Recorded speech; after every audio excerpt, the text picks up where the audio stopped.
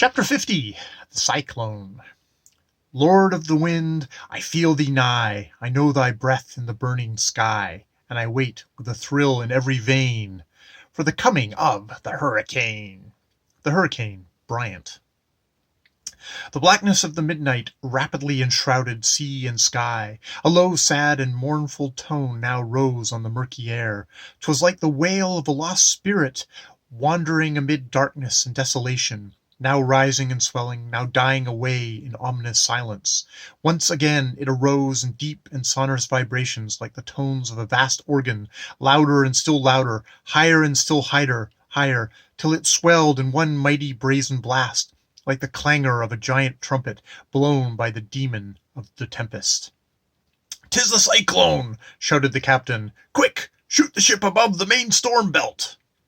A loud rattle of machinery. The prow was directed upwards, and she ascended in great spirals almost to the region of calm.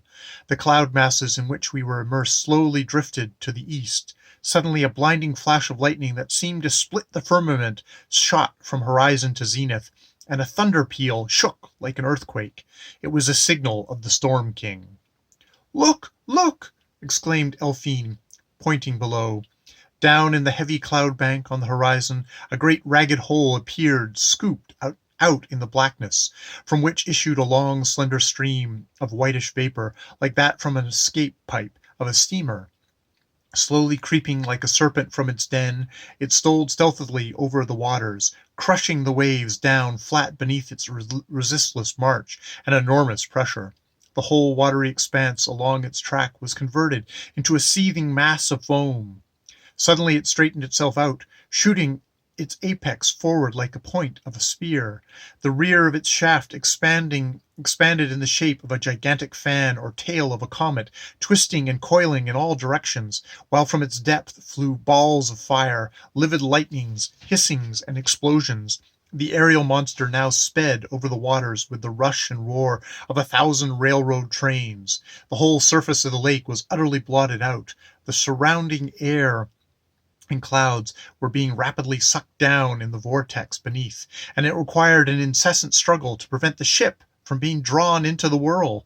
Language cannot describe the horrors of the scene. The mad chaos below was like Milton's picture of the surges of hell.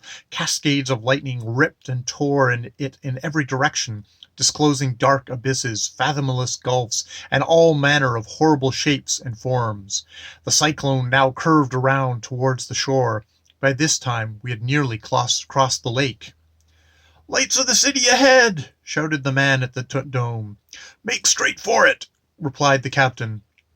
The crosswind in which we were immersed was bearing us away in the contrary direction, while the tornado was swiftly approaching the city.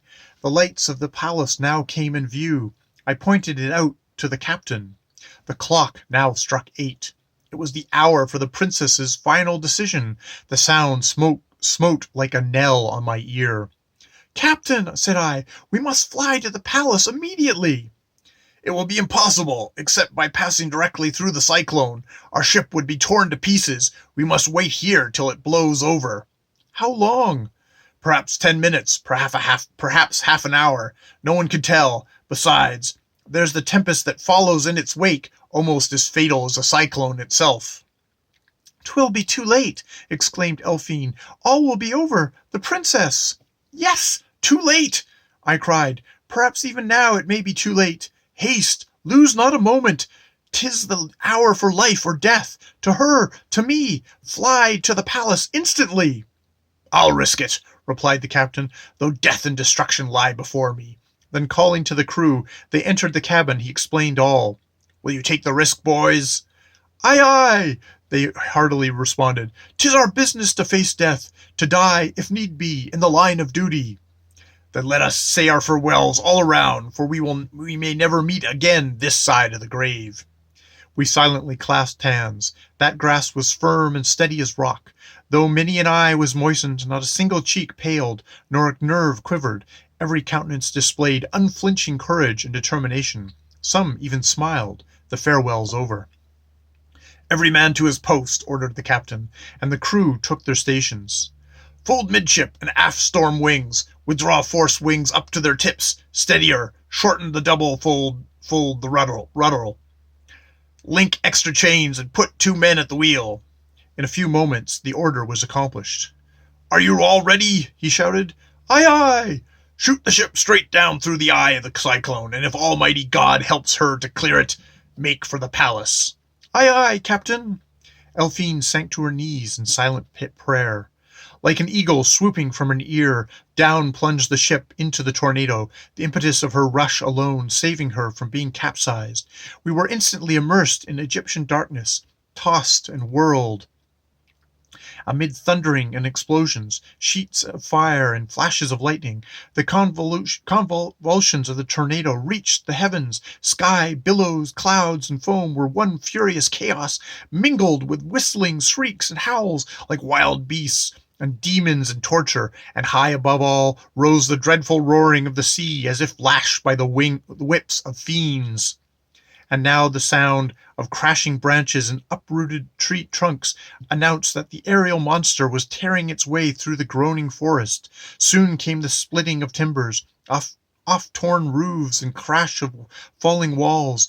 The tornado was cutting its path through the city. The steersman tugged at the wheel. The next moment we were tossed like a leaf out of the vortex. There was a violent concussion, and our trembling ship was thrown to the ground. We sprang from the windows unhurt, sank to our knees on the sward, and breathed our prayers of thanksgiving to him who maketh the clouds his chariot and rideth upon the wings of the wind. We were in the midst of a grove in the grounds of the ducal palace. The cyclone was speeding away on its path of destruction. The storm in its wake was howling through the trees, and the rain fell in torrents. In front towered the marble walls of the palace. Leaving the captain and crew to look after the ship, I took Elphine by the hand, and we passed rapidly through the grounds and ascended the steps of the balcony surrounding the palace. I looked through the lattice.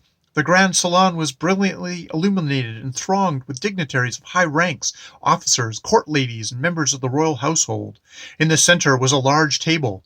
On one side were grouped Duke Altheon, King Polath, Prince Harvonian, Duke Onagar, their countenances expressing intense solicitude and anxiety. Altafora was seated, his head bowed upon his hands. On the other side stood a man of stern and impassive countenance, attired in the robes of his official rank. He held in his hand a roll of vellum stamped with the royal seals. Nearby stood several members of his suite. That is Lord Vindicar, royal ambassador and special envoy of Prince Dajavor, whispered Elphine. The ambassador now spoke. The windows being partly open, his words could be distinctly heard. Princes, peers, dignitaries of Mandal Untama, I beg to assure your royal highnesses and all assembled that never in the whole course of my official career have I been sent on a mission so utterly repugnant to my feelings, to my convictions of honor and justice as this.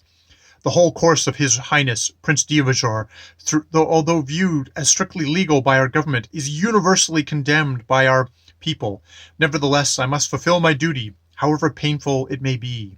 The hour now approaches for the decision of Her Royal Highness, and this contract, accredited with the seals of Sandor Luzion, awaits her signature. The ambassador unrolled the vellum and placed it on the table. The great doors of the salon rolled open, and the herald at the arms announced, Her Royal Highness Sulima Angelicon, Princess of Mandal Ultima. My heart almost ceased its beating. I clung to the lattice. Elphine drew near my side. Nothing could exceed the stately dignity and solemnity of this royal court ceremonial. Princes, dukes, nobles, cabinet officers, and the ambassador and his suite arose as if waiting the approach of imperial majesty. All stood motionless. Silence was profound.